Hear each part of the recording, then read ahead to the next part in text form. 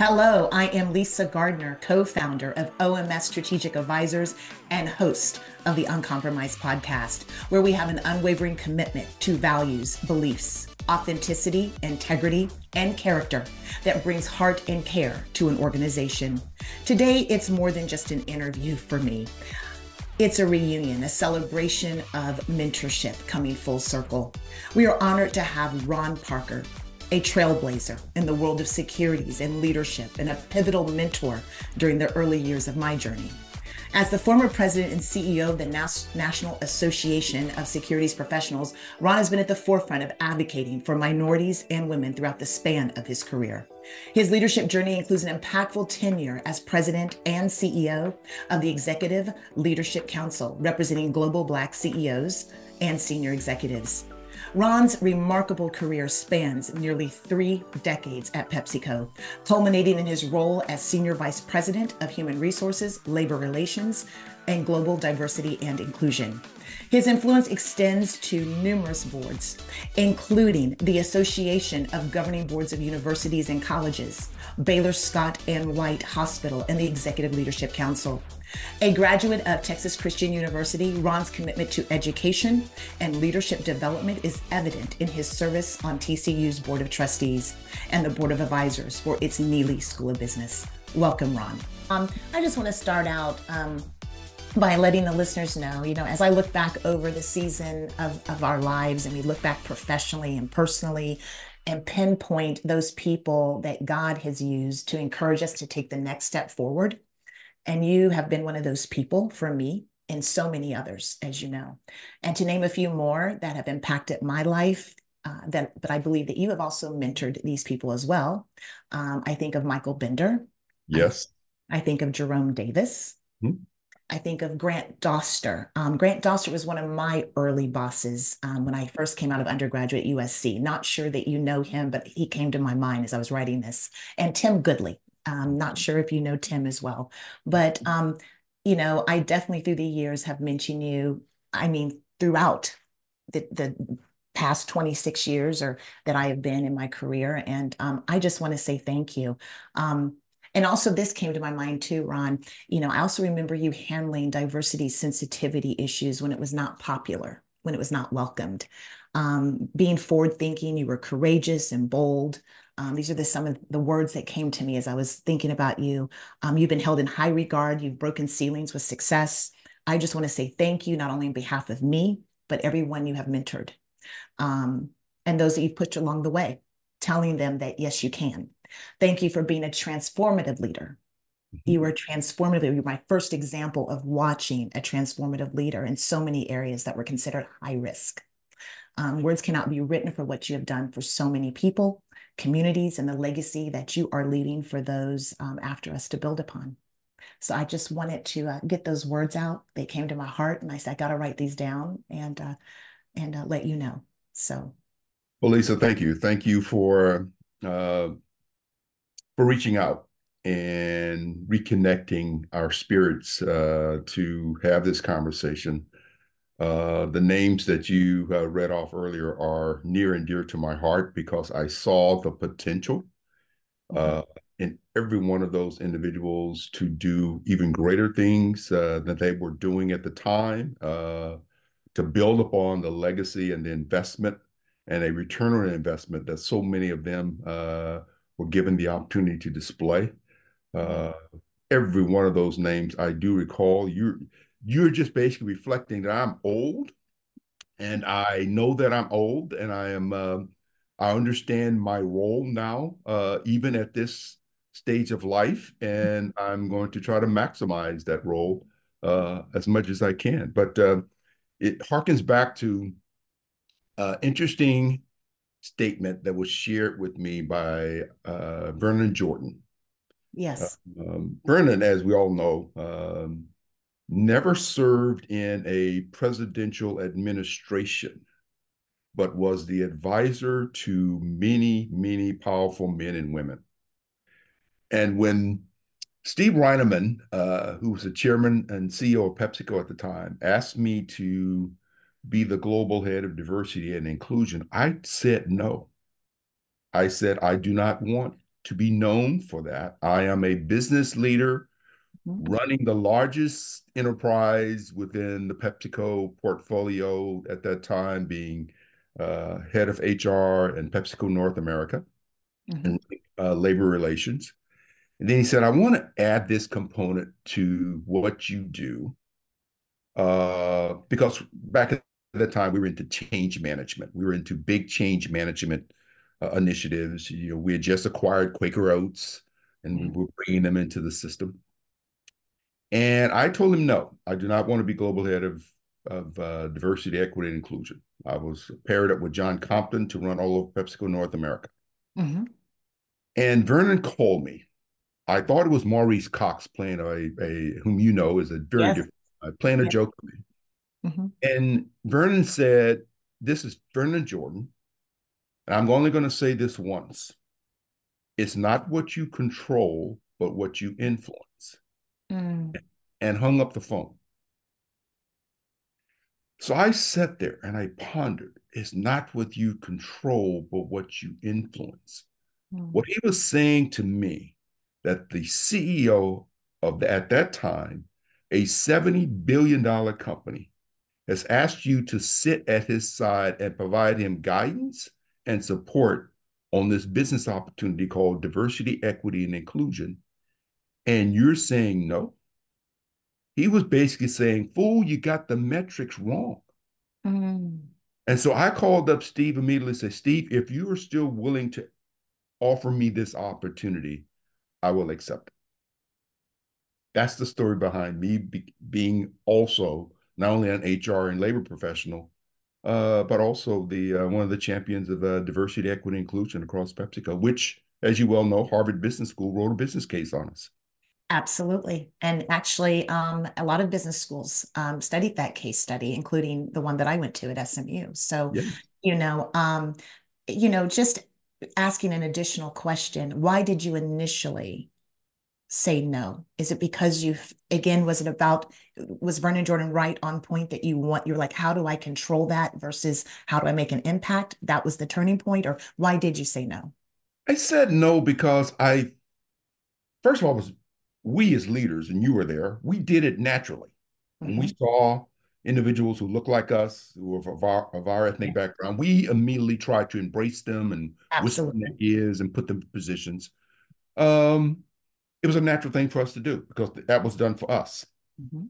But I said no because there was a tendency for people to only know you for that and not for your marketing prowess, your strategic skills, your ability to influence leaders. They just kind of assume that you being a black female, that you would champion other black females. Me being a black male will champion other black males. Mhm. And I did not want that to be a part of my legacy. Lo and behold, it did become a part of my legacy. So I said Absolutely. no because of what the system would have normally defined me as. And I was running away from that to say I will not be defined that way. But no, 30 years later, I am most proud of the work that Lisa, that our culture at PepsiCo allowed us to do. And there's a group of us at PepsiCo. We get together around the country that Maurice Cox, Lawrence Jackson, uh, Yeah. Mitzi Shore, Deb Sandler, Van Sapp, Vince Jackson. I mean, we all get together and we just sometimes ponder how blessed we were to be given the opportunity to work in an organization that gave us the ability to be change agents and leaders and entrepreneurs and business people, Mhm. but at the same time supported us in what was aligned with the mission and vision of our shareholders at PepsiCo. So it was like being an entrepreneur. I'm sure Mhm. when you're in marketing and sales, you basically had your own, it was like your own company that you led and managed. Absolutely. Absolutely. And the organization gave you resources to do that. What a wonderful experience. It is. But not only that, the names that you just named, including yourself, not only did you just impact PepsiCo, other companies followed suit. You were the example, you were the pioneer for other companies to truly begin to take this very seriously, global diversity. So, um, and that's me knowing that from going to other industries, even currently being in the commercial real estate industry for the past 15 years, doing the same thing I've always done, business development and sales. That is how we've been able to impact the organizations of the larger firms. We always go back to the examples that we learned from PepsiCo, very much so. When it comes to diversity, a lot of industries have been far behind compared to where PepsiCo has been. So Exactly. Thank you. absolutely. Here's my another question that I have. Most recently, I've been reading that they are trying to redefine diversity, equity, and inclusion as reverse racism in Mhm. some areas of the country. How do you explain and define D&I to those who truly are off center in it? And how do you explain that it's truly a win-win for all? Sure. What we learned and what I've been exposed to is that diversity is about growth. It is about growth of systems and organizations that may not be as attuned to that which they are not familiar with. Mhm. Diversity is about innovation. It's about bringing people to the table and listening with respect and regard for the enhanced opportunity to grow even farther, to grow even faster, to be more impactful. Mhm. Um, Diversity, I have always said, is a fact. Inclusion to me is a action. Mhm. Belonging to me is a value, Mhm. and equity is a choice. And so when you put all that together, the work that is being done is around DE&I is not threatening to anyone or any system or any culture. It is a courageous uh, engagement to explore that which is unfamiliar, but still being given the ability to choose as to what you would do if you are, like you, put in charge to lead organizations and people. Mhm. Mhm. But it's around innovation. It's around growth. It's around that which you are not familiar with Mhm. that enables you to build upon your level of understanding and appreciation for the unknown. Very good. Very good. You know, um, a lot of times when I'm in meetings and we're talking about diversity, equity, and inclusion, just from a client standpoint, looking at the marketplace, sometimes I say this is a business decision as well. We don't have any other option but for everyone around this table to look like the marketplace we're serving. And so when you talk about innovation and it not being against any system or any group, I mean, truly, it is a win-win for all people. So thank you. Thank you. It's a great Lisa, one. I love the fact that you start with data. The Yeah. data says that in order for you to grow and Hmm. a cohort group that is aware of your products or your brands or your services, and they feel that they see the value of buying or engaging in your product or services. Hmm.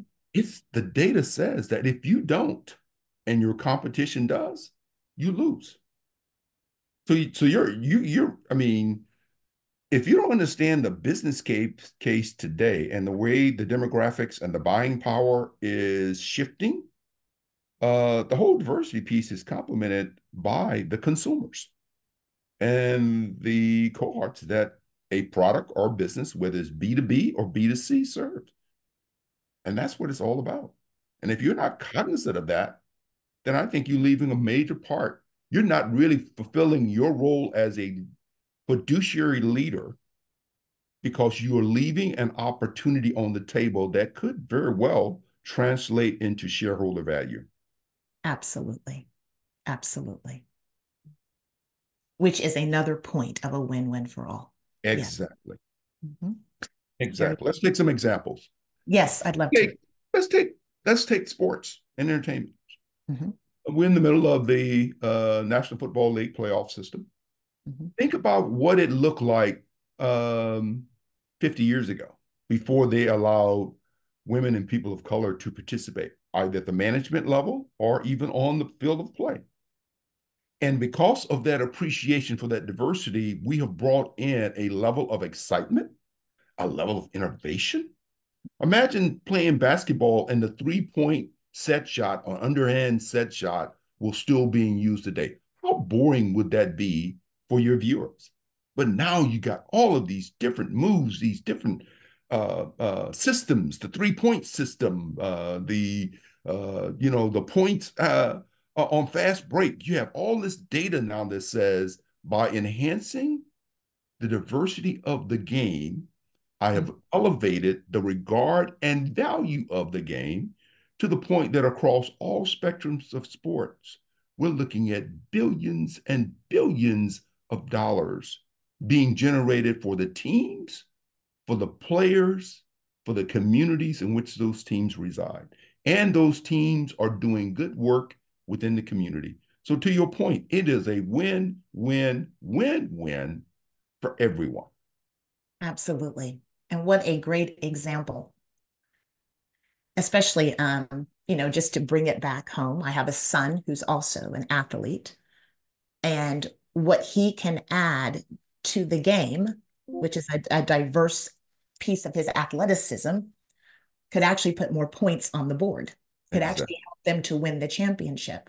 But it's the idea of the leadership being open enough to say, hey, he's one of the few that can do these things. Do I, should I use him, or am I, afraid that he will take away from, who is my person, who's my top shooter, who I'm really sponsoring. There's just so much there that you said, and it really relates back to business as well. The innovation of sitting diverse groups of people or people around a table, you never know what you can come up with to add to the bottom of line that translates to the dollars.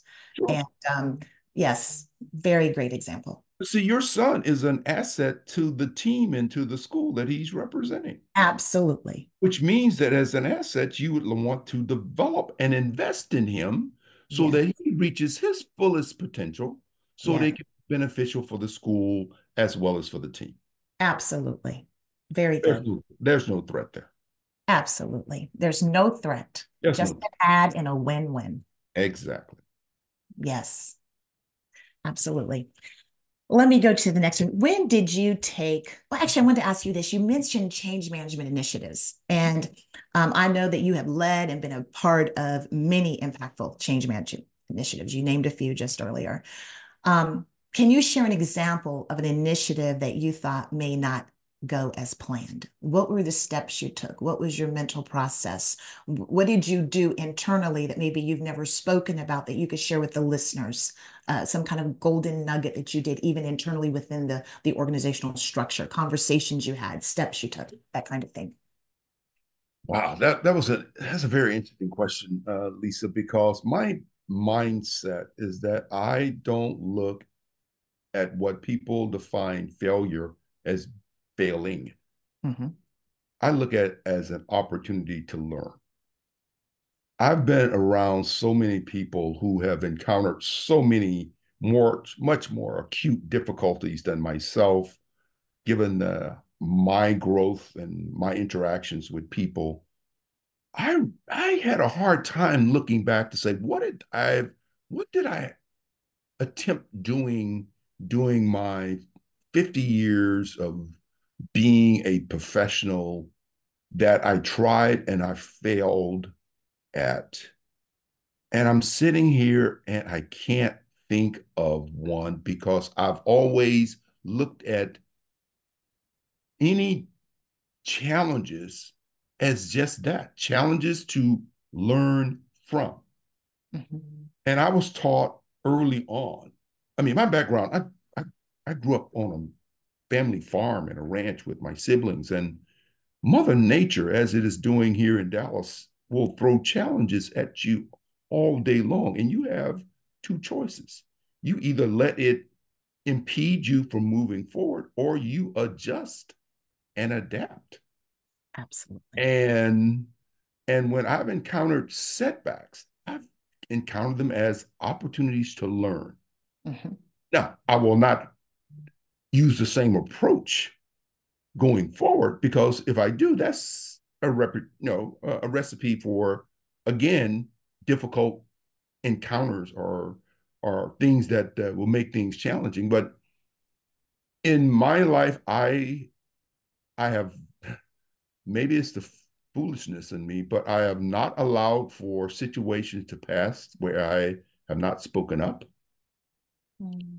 I have been in situations with teams, having been, former athlete myself, where maybe there were times when I said, "Hey guys, we should consider running this play or doing that," because I was still in a learning mode, Mhm. uh, a mode of gratification where I was still grateful to be playing, Division I college sports, or being Mhm. on the Chicago Bears and That's being right. to a Walter Payton. You That's know, right. um, I even when I went and was accepted to SMU's law school, my mentor, who was a multi-billionaire and a university sponsor supporter at TCU, Mhm. he told me at age 22, he said, it would be great to go to law school. And he said, but there will come a time, if I know you well enough, you will have lawyers reporting to you. And he was correct. He was right. So what I've come to realize, it is not the title or the position in the hierarchy that gives you power. Mhm. It is how you appreciate and use power in a way that it drives change. Mhm. Um, I've often said it is not the uniform or the title that gives you the privilege to do unjust things to others. And Mm. I challenge that power from day one. Mm. And it goes back to, as I'm aging here, I'm reflecting upon, like, again, Mother Nature. Mhm. I could challenge Mother Nature and go outside and say, I'm going to go for a run with the conditions being what they are and potentially fall and hurt myself. Is that an appropriate decision to take? No. I respect the Mother Nature and said, listen, I can do my workout, upstairs and be a lot safer and not encounter the possibility of being injured. That's just respect, Lisa. And I think when you talk about, you know, failures, I don't, there's nothing in my life that I look back on that I said I've failed. I've just encountered some difficulty. That's all. Absolutely. It's through, but it's funny when things don't go as planned, that's when you truly, at least when I look back and I even teach my children this, that's when you truly grow. That's Mhm. the growth platform. And like you said, you may make adjustments, but, Exactly. but you've taken the next leap and the next Exactly. There's absolutely. a there's a there's a futurist that I hang out with. I hang out with some cool people. I hang out, people like you, people like Herman Bowles, people like Maurice, Lawrence Jackson. I have always been curious about people and how they approach things. And there's a futurist by the name of Dr. Nat Urban. He's down Mhm. at the University of Louisville. Met him about 25 years ago at Wake Forest. Mhm. He is an individual who imposed upon me the statement, if you're going to have setback, have it early and often.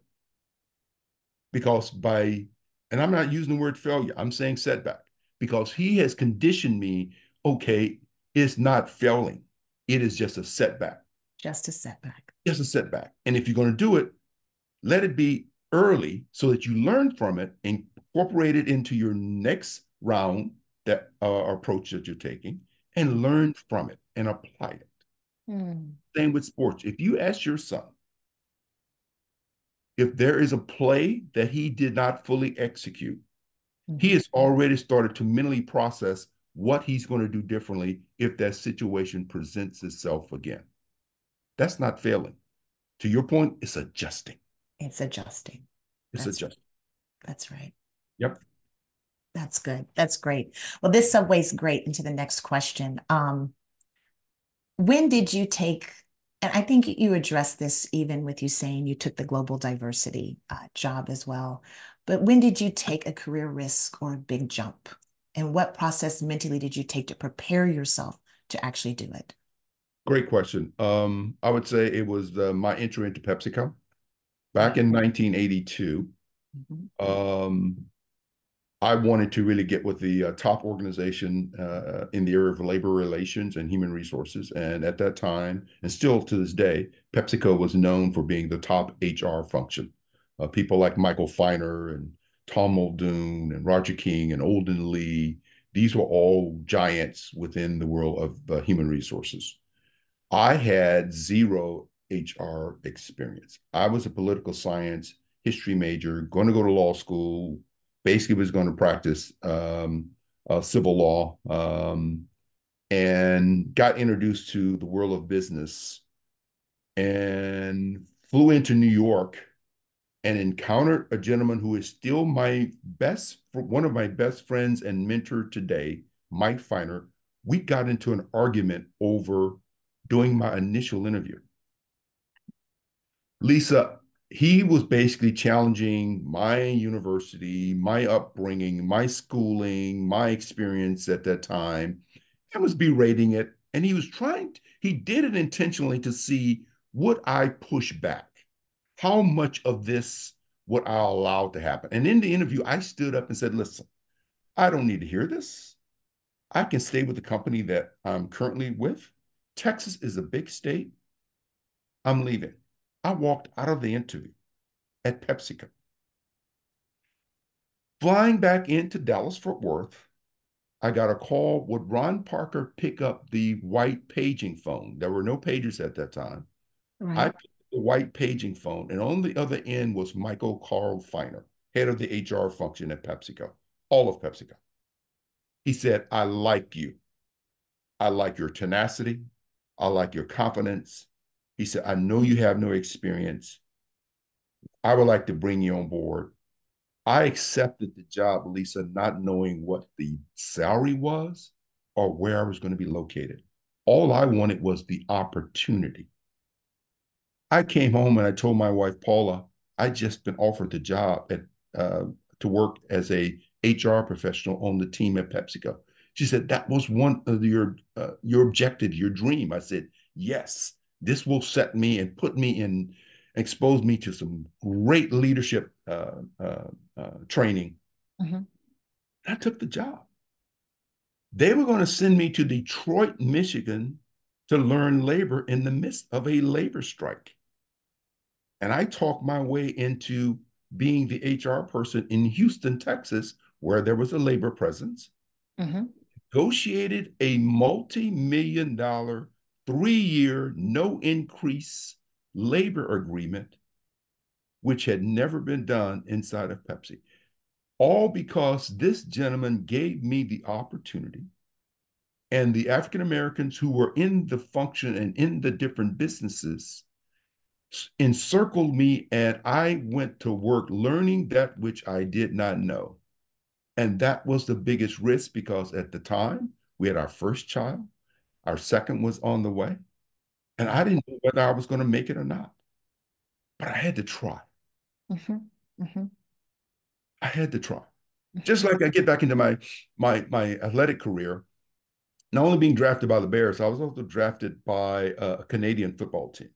Mhm. Back then, the Canadian football team was very good, and I had a choice to make. Do I go to play in the Canadian League or do I shoot for the NFL? It was easy. Been taught if you're going to go for the best and you think you're good enough to play at that level, then go for it. And that's what I did. I went for it. Absolutely. You know, you have it's a strong foundation of, I don't want to just sum it up as a simple word of confidence, but it's understanding that um it's understanding your capabilities, even though maybe you haven't shown it. I mean, that's what I'm seeing without, in the two examples you've given. It's being able to step out and say, I can handle the stretch. and being able to know that you're competent enough and secure enough to handle the stretch that's before you. And that's what you're saying in both of those examples. And I think Yeah. that's something that our listeners need to be reassured of, even at my age, as well as our younger listeners that will be tuning in.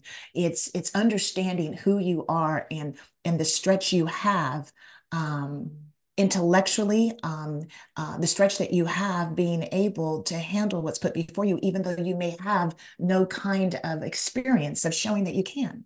It's Yeah. having, right.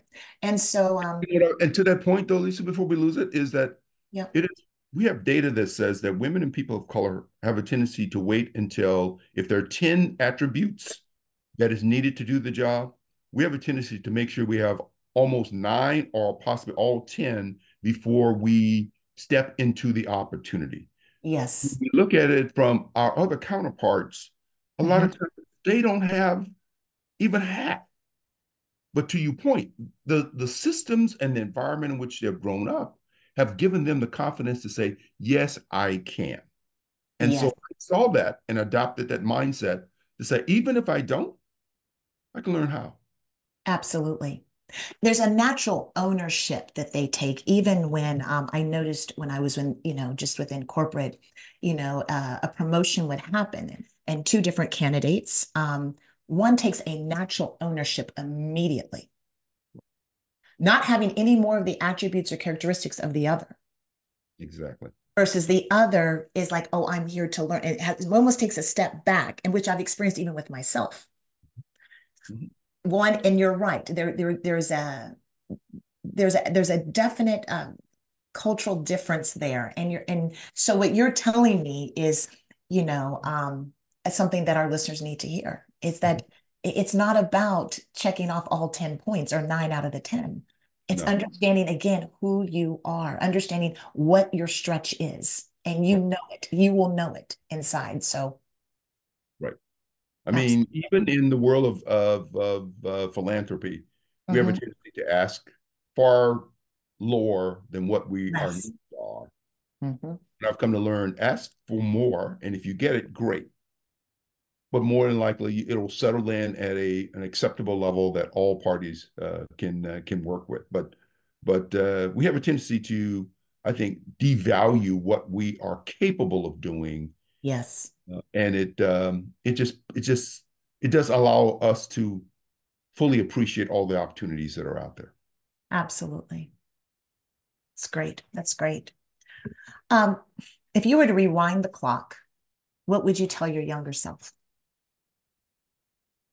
Take greater risk earlier. I would tell myself, listen, this whole fast moniker that Dr. Irving gave me, I would say, hey, do it, do it sooner. Um, I would also say, rather than chasing that which you aspire to be early on in one's career, Mhm. spend an equal amount of time while you're setting your goals and objectives, really to understand who you are and what your full potential really is, because that puts you so far ahead of what it is you're wanting to really encounter. Mhm. Um, you know, I first went, I got my first passport, I guess, when I was in senior management. And I don't count going to Mexico or to Canada, international travel. That's just walking across, the border for the most part. Mhm. But truly going outside and seeing different cultures around the world and what other cultures think of the American culture and how they are so diverse would be something that I would want to encounter early on. It wasn't until our oldest son, got into Wake in his sophomore year, he was told, and maybe it happened with you in grad school, Mhm. where you had to have a semester of studying abroad, Abroad, yes. Mhm. which I thought was absolutely fantastic. And it put him so far ahead of myself in understanding different cultures and different values that I was not familiar with. And I just wish I could have gotten a more global, international understanding a lot sooner than I encountered during my career at PepsiCo.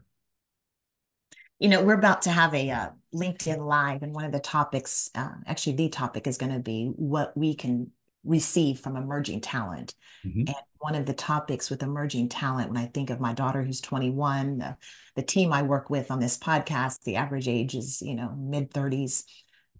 They naturally have more of a global curiosity because of the technology and because of, being able to see things around the world at the drop of a dime. Mhm. So, Mhm. I think, I tell my daughter, don't take that for granted. It's funny Right. that you mentioned that's what you would tell your younger self.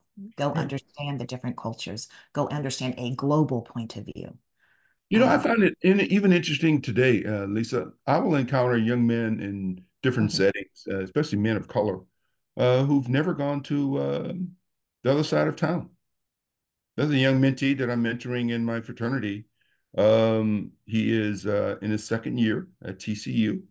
He is right. doing law school. He wants to go to law school. Mhm, Um, Basically told me he had never left the south side of Dallas. And I find that so interesting to say there's a whole world that mhm, exists out there that mhm, is north of 635 mhm, that you need to encounter. So I said, the next time we have dinner or lunch or meeting, I want you to come up north. And we're going to go all the way through McKinney and Prosper because the business development that's taking place on the north side of town is absolutely amazing with Hewlett Packard coming in and building facility in Sherman, Texas. And you got Goldman Sachs who's building a major facility in downtown Dallas. You have the whole Cowboys complex and the Legacy 1 and 2. You have Toyota that's out here, but yet he's never seen the north side of 635. To me, that is an opportunity that I would like to provide to him and let him see where the potential that he could place himself and his family if he takes risk a lot sooner than at the time I did. I I like the point that you're making. There's a lot of work for us to do and continuing to expose just right here within our Metroplex. That's what you're saying. Mhm. Um, you're Mhm. saying it's a young gentleman from the south side of Dallas Dallas. who's never been north of 635. Exactly. Exactly. That says a whole And lot. Fudge, whom you know from and is a dear friend, like a sister to me, and Fudge, um, we have this gathering on Martha's Vineyard. It is the Black Economic Forum. It is the parallel to Davos, Mhm. where all the Black CEOs, all the Black C-suite executives, we have been doing this with the Boulay and with the different sororities and fraternities for the past 6 years. And we Mhm. have a gathering. It Mhm. is our gathering where we speak about issues related to our community. And she was my first speaker that we had. This was through the ELC that we framed this platform. She will now tell you that while we have been somewhat over preoccupied with global dynamics, that we have missed the opportunities that exist locally.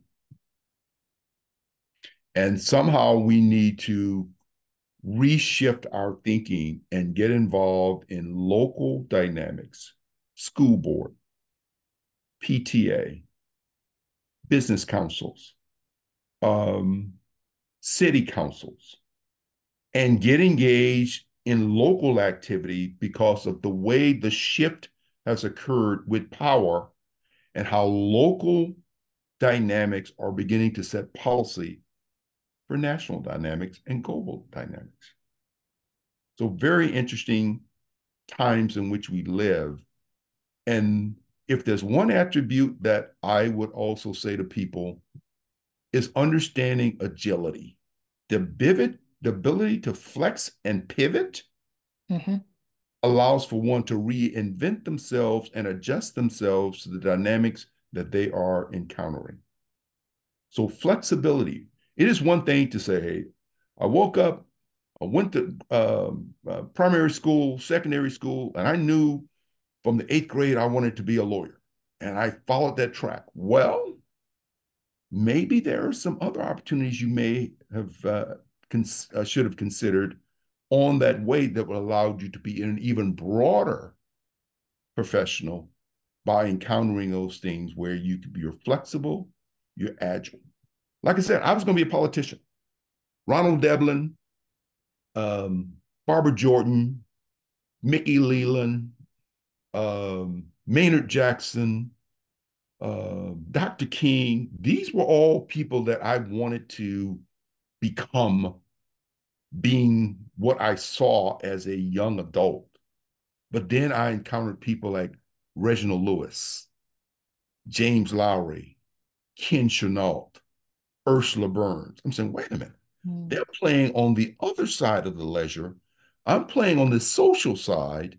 Maybe I can do both. That's right. So my 30 years, 35 years of being in the professional side, the business side, the reason I transitioned into the ELC, which you know, an organization that is comprised of all of the Black CEOs and C-suite executives of the Fortune 5 Global 500 companies. Mhm. The reason that was an easy transition because I took basically all that we learned, Lisa, on the private sector side Mhm. and just applied it to the nonprofit advocacy side. Mhm. Discipline around, let's develop a strategy.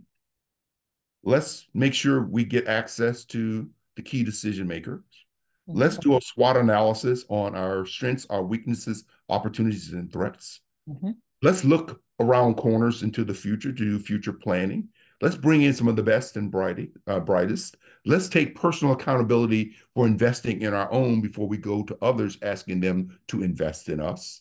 Let's make sure it is not about us, but about the next and the next two generations. Mhm.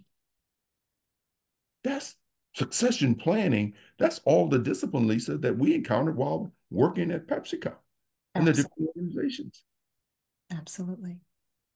Well, So that's basically why I said, when Bernard Tyson from Kaiser Permanente asked me to step in, I said, sure, but I'm going to apply principles, processes, and learnings from what I encountered on the private sector side into what we're doing with it. profit. Exactly. Let's talk about ELC. I wanted to talk about that. I remember attending early on. I remember your involvement in sponsoring us to go to ELC while at Pepsi. Actually, when I was at Frito-Lay. Um, tell me about ELC. How have you seen it become more impactful through the years? I've watched it. I think I know the answer, but I'd like for you to share it. It's truly a organization that is making impact and still is, but just at greater levels than even when I was a part of it years ago. Well, it speaks to the leadership of people like Herman Bowles, who was Mhm. the head of the foundation. I served on his board when he was the chair of the foundation. It was also about us coming together and supporting each other and sharing our knowledge. Mhm. But we shifted, Lisa, from it being about our own personal power to a Mhm. mindset around our collective power and using data and insights and relationships to build upon that collective power Mhm. and expanded from just it being almost like a um, very highly secretive gathering of some of the most powerful. We Yes. went public and we were intentional about stating that our vision was to increase the number of global CEOs and C-suite and board members of publicly traded companies around the world. And we were unapologetic about it. And we stepped in and leaned into a much more aggressive agenda and inviting those enlightened managers like Tim Ryan from PwC, who helped with who launched the CEO Action Initiative, where we got well over 2,000 CEOs sign on to a manifesto of driving more diversity, equity, inclusion. Um, People from like AT&T, where Sent Marshall got AT&T's CEO to sign on and basically said, we're bringing technology. Um, it evolved from investing in ourselves to really saying, if it's not about us anymore, It's about the next generation of leaders. So we help create Next Gen, which is now known as Caliber, which are leaders who are about 10 to 15 years the junior of ELC members. And we became intentional about bringing in key stakeholders from the world of academia, from the world of professional services like Boston Consulting Group, McKinsey, BCG, Deloitte, to help us with doing things. And we didn't have to create things on our own.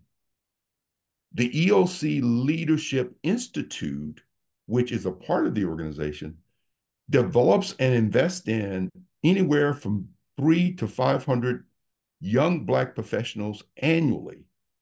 And I know now they've been in existence for well over 20 years, where they have now matriculated those individuals that they have given the secret sauce to success and has helped them become significant. And I would say this to you, Lisa, we shifted our mindset from how do we move from being successful to being significant? That's a different whole thought process. And it shifted our attention, our resources, and our impact to the point where the ELC now, under the leadership of Michael Hyder, who's a dear friend, is thinking about even building global connections on the continent of Africa. So, real cool stuff. Absolutely, absolutely. So tell me if you can share what were some strategic platforms that you helped execute? If you can go just a little bit deeper in what you've done with that, what you did within the organization. Built on three key areas: growth, leadership, impact. It's an organization, NASDAQ is an organization that is comprised of about 120, 130 member firms.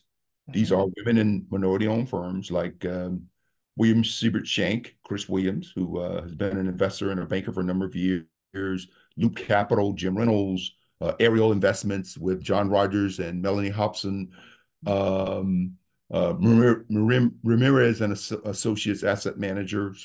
These are all individuals who used to work at the large Goldman Sachs, the JP Morgans, the Cities, and they have said, I'm going to form my own investment management firm or money management firm or legal firm with my name on it. So NASP is that kind of organization that is made up. And we look at all of the federal, state, and local pension plans, and we see who's managing that money. Where is it being placed? Are those investment dollars being placed in communities of color? Are those investment dollars being placed with Black-owned banks that exist out there? We discovered that they aren't. Now, when you look at the large federal retirement system, police, teachers, fire, all of these member organizations of these large retirement funds are made up of people who look like us. But yet 98% of the dollars and the fees that go along with managing my 401k, your 401k, is done with these large institutions: BlackRock, State Street, Fidelity, Mass Mutual. And then when you look at their leadership team, Lisa, they don't look like us. When you look at their investment committee and their board, they don't look like us.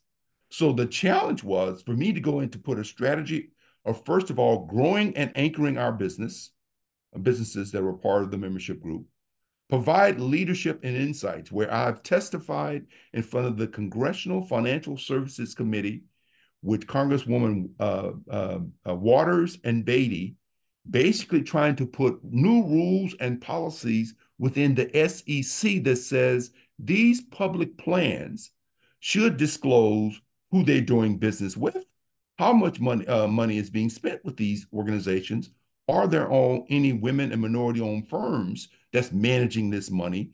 It's more than just managing, cutting the lawn and cleaning the floors. Mm. That's what NASP is all about. It's about capital money management that allows for communities to grow, for more people to like us to be employed, but Mhm. it's in diverse owned firms rather than these large mega firms that say we don't have the ability to manage money. You know what I on the side, Lisa, my wife and I, Paula and I, and I've served on the board of Texas Christian University, our alma mater, for the last 23 years as a board member. That way was paid for me by a gentleman you know very well, Dr. James Cash, the Mhm. first Southwest Conference basketball player at the university, went on to become a tenured professor at Harvard and has served on many, many corporate boards. Upon his departure, he immediately said, "This is the guy you want to bring up." And I kind of went from the B team of being at the business school, trustee, board member, to being on the big board. And I was given the task to co-chair with a gentleman out of Fort Worth our capital campaign. Never in the history of the university, 150 years, has a Black man ever chaired the money side of the university.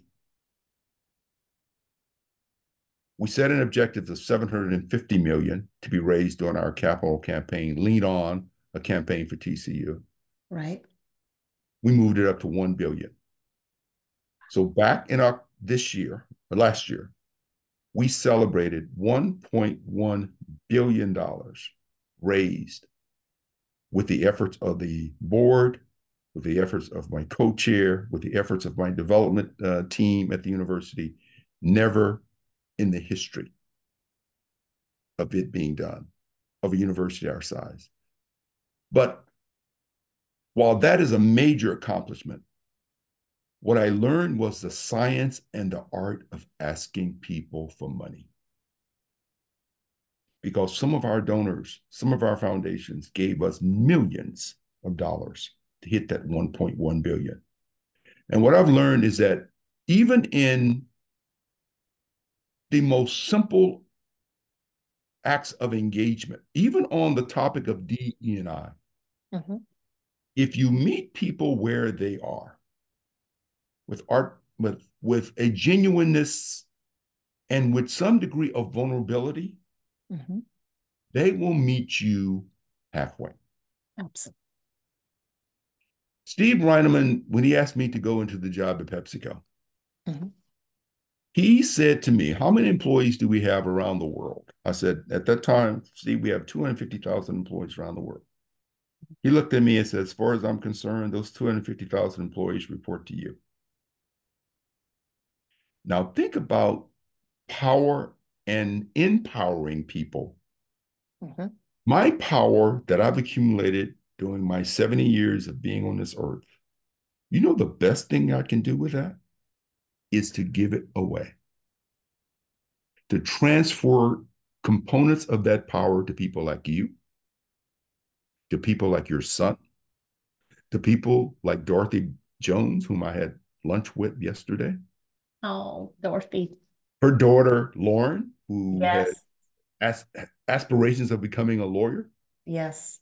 to my grandkids, to others. What I've come to realize, and I would think that your other people that you know, people like Herman Bulls and others, Yes. at some point in time, Lisa, it's not about you anymore. It's about those that you have welcomed into your inner circle, who's a part of your board of directors, who are part of your stakeholder group, that you are willing to release your power to, so they too can become empowered to do even greater things. So the Absolutely. true essence of power is not about what you attain and retain as a person or a system. It's Mhm. what you're willing to give up. Mm. That's the true essence of power. Absolutely. Absolutely. It's going back to the amount of, historically breaking the record of the amount of money that you, under your leadership, that was raised at TCU. You said it partly, if you come with vulnerability, that is my key thing within business. When I look back over business successes, it's vulnerability. Exactly. I mean, with a true, genuine, authentic heart, full of integrity. And when you meet that person halfway, it's hard for them to say no in anything because they see that you're coming with a true, authentic ask, question, comment, or even, sharing of information. Exactly. So, you I know, applied that process during my early days in labor relations at PepsiCo. mm, Most organizations feel that they know their employees best and they don't want to have a third party representing them. I mhm, had a respect and appreciation for labor campaigners because if we were doing something that our employees felt that they need protection for and from, mhm, then that's on us, not on them. mhm. And therefore, I always respected them when we would be in some tough negotiations. And I never had a strike. Out of the 20, 30 different labor agreements that I set across the bargaining table, not always on amicable terms, but to your point, I went to the table looking and seeking to understand why is it that we even need a third party representation? So it goes with this whole topic of diversity, equity, inclusion. Mhm. When Stephen told me, Steve Reineman, he said, along the way, I'm going to make mistakes. Help me to understand that which I've done that has either influenced someone negatively or not shown the right type of regard. He said, give me what we term as the gift of feedback, because feedback is a gift. So Yes. even today, when I talk to people and coach to people, I will ask, might I give you the gift of feedback? Because if you're not in a receiving mode, you will never hear a word that I'm saying. But I have to reciprocate and be vulnerable to say, give me the gift of feedback. Feedback. And that's what it's all about. Absolutely. Absolutely. Well, I want to respect your time. Of course, I could keep speaking with you for the next hour, but I want to respect your time. I always tell my guests no more than 50 minutes to an hour. Sure. I want to say thank you. Thank you for this time. Thank you for being a guest. This podcast you mentioned about next generation, this came about with me talking with a young woman who's on the podcast team, actually, very sharp woman. Can't wait for you to Mhm. meet her one day. Who said, Miss Lisa, have you ever thought of a podcast? You say you don't want to end just with, the career that you've been at for the past 15 years. And she says, the next generation needs to hear.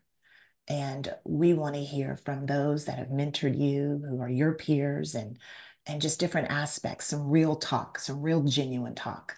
Mhm. And so this is a labor of love for me. It's just one way of me wanting to pour into the next generation because it's no longer about me, like you said. It's no longer about us. Now it's about what do we pass on to Lauren Jones, to Lauren Gardner. That's my Right. daughter. What do we pass on to the next generation? So anyway, you've And if I can say inspired. this in Yes, close, please do. I found some information because I'm an avid reader and I Yes, constantly am a student, yes, both spiritually as well as academically. I yes, found this article that as I was scrolling through and cleaning up my desk in my office here as I entered the second quarter of the second half of my life. And mhm, the reason I say that is because I have read everything from Start with the Why, Simon Sinek, to Halftime, which is a book that is a great book. Bob Buford, the 1619 Project that I mentioned. yes, I read this book, How Will You Measure Your Life, which is a fantastic book by James Allsworth. Uh, Becoming, Michelle Obama's book. yes. Um, and then I started reading, haven't finished it, Trevor Noah's Oh, book, yeah, Trevor. No, yes, Born a Crime, which I think is interesting. But I came across this piece that I want to share with you, and it says these things. And if you allow me just to read these phrases, I would love to. Go ahead. it says, first, prioritize high impact work. which means that we have to discern what is meaningful and what is not meaningful. Decline low valued meetings because they will just basically suck up your time. Nurture key contacts, something we've talked about earlier. Manage time wasters. Don't let people waste your time. Reframe negative thinking, which I talked to you about. I don't look at failure as being failure. Build daily discipline. Improve key nutritional sources. Focus on high return activities. Delegate more. Those are the things that principles I'm trying to live by in these last few chapters of the second half of my career, Lisa. And I think more of us need to do that, especially the one of engaging in what I call high impact activities. I have begun to say no to a lot of people because I have assessed that which they're doing is for their own self-interest and not for the good of our community. Absolutely. Absolutely. Those are, when you read those, as just being a woman of faith, there's very biblical in what you read as well. And that is understanding what is your purpose for that day? What is it that God wants you to touch? Exactly. Anything else will not be eternal. So, exactly. And that is why everything we do has to come from that perspective. Exactly. And it's almost like you've been inside my home. Those are a lot of the talks that we are having as a family, as a married couple who's about to become empty nesters, right? And what is it that we truly want to impact, that God wants us to pay attention in this season of life? We've got to see our kids through. They're still, even though we're adulting, we got to see them through. But what are we going to do? And that's interesting that you said that, because there's several other things that I believe that I'm being pushed towards. And I don't want to ignore, because God will take care of the business. God will take care of us in every other aspect. But what is it? Where does he want me to serve? It's a servant leadership heart, right? It is.